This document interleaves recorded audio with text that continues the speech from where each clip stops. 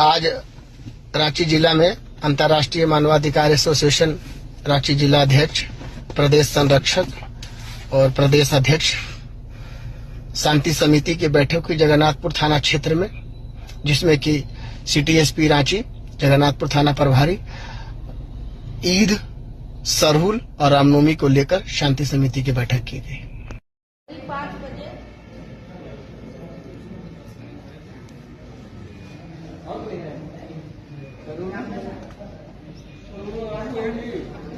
खड़े हुए थे में और है कोई